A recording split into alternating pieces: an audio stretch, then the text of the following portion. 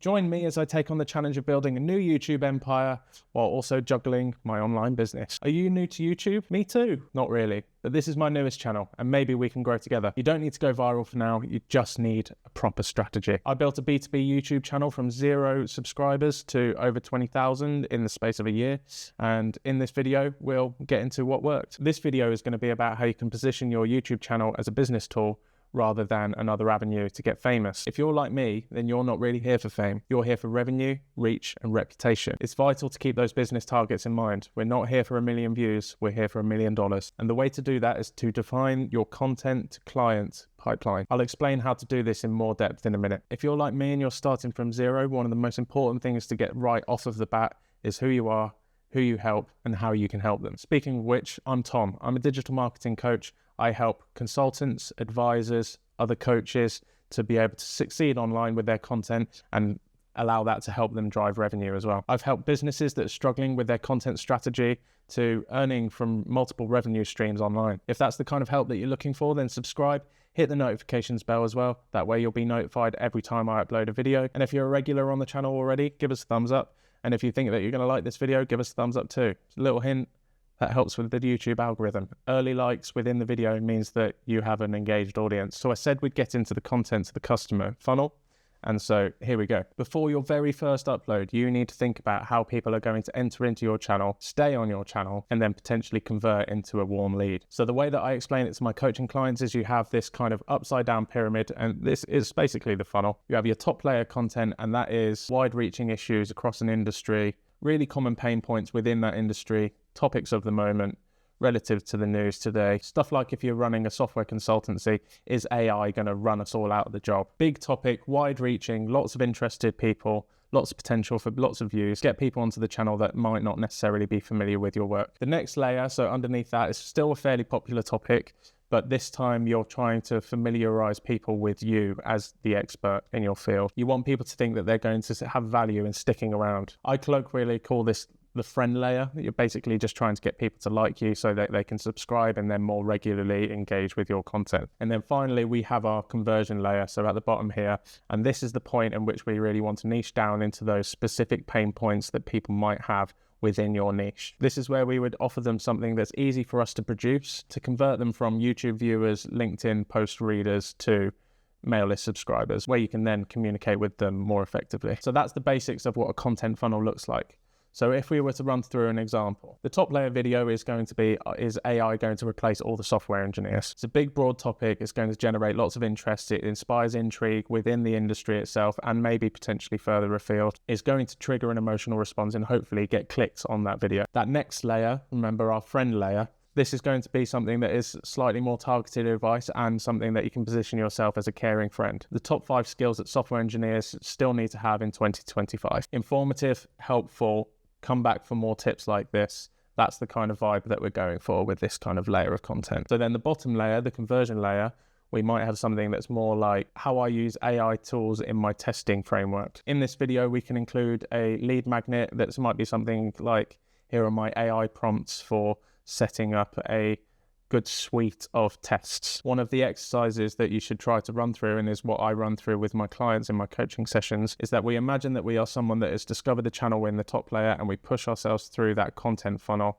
to get to the point of conversion. Why are we here? Why have we stuck around? And why have we converted? And what do we want to know more about? This is a really effective way of generating business and leads, especially as small niche channels. Later in the video, I'll go into why this works so well, particularly for channels with smaller followings. One of the other things to think about when you're getting started with YouTube as a business owner that already has other commitments outside of the content that they're creating is coming up with a minimum viable content system. We have to think about how much time that we have to be able to provide the information that is required to go into proper depth on YouTube in video form. And in the early days, that has to be alongside whatever other activities we have going on in the business at that time. So don't overcommit. I've spoken in the past about how you need to be consistent with your upload schedule, but that doesn't mean uploading a video every single day.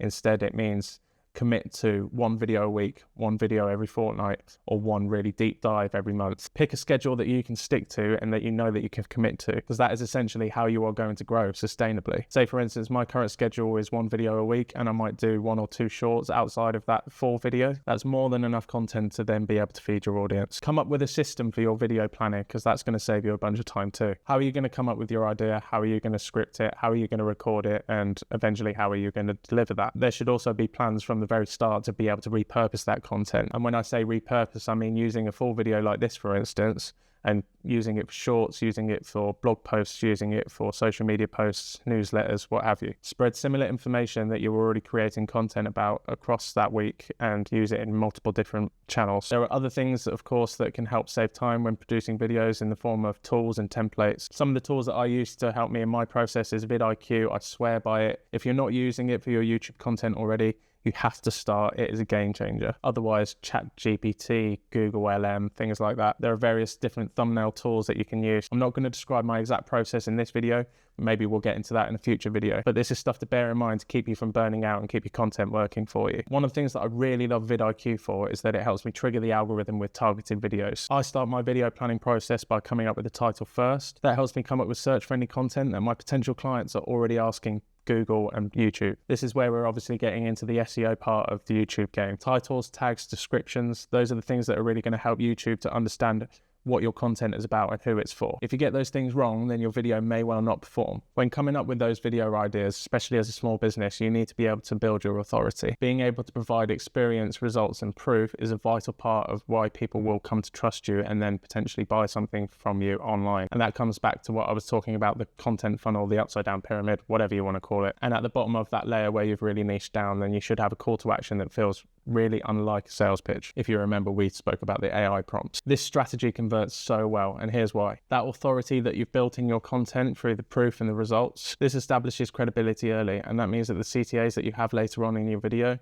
they feel earned rather than pushed upon the viewer. Instead of the hard selling, the lead magnet is seen as the next logical step on following this journey of learning. Small channels thrive when they help first and then sell later. The other reason that this works so well for small channels is because relevance equals higher conversion. That means those lead magnets that convert people from your content to your email list can be ultra targeted. For example, my roadmap for converting viewers into consulting clients works well because I'm speaking to a narrow group. That opt-in process feels personalized to you. If you want that, by the way, there's a link in the description below. And lastly, why this works so well is because it matches a viewer's intent. Someone who has watched a significant portion of your video on testing in an AI software engineering world is primed for your solution. Offering an email resource at that specific moment taps into their learning state, and that timing dramatically boosts opt-in rates. So to sum that up, top layer content, friend content, conversion content, mention the lead magnet at the end of that conversion content, capture an email address, perhaps set up a sales call with that subscriber, or you can keep communicating with them via automations on your mailing list. There's more information on how that works with the content's customer roadmap. Remember, link in the description for that. This isn't going to transform your business overnight. It's going to take some work and some strategy in order to see some success here. Expect low results for the first 10 to 20 videos. YouTube is slow until it's fast. Some of the channels that I've worked on really struggle,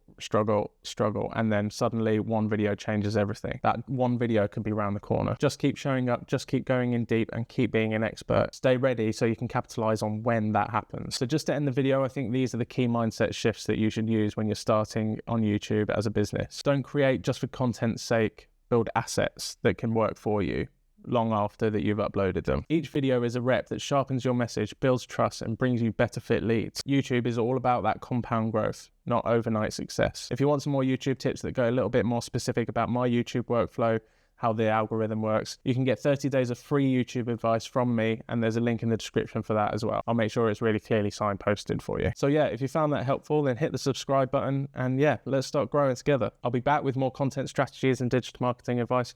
Don't forget to get your roadmap in the description below, and yeah, I'll see you next time. Cheers then.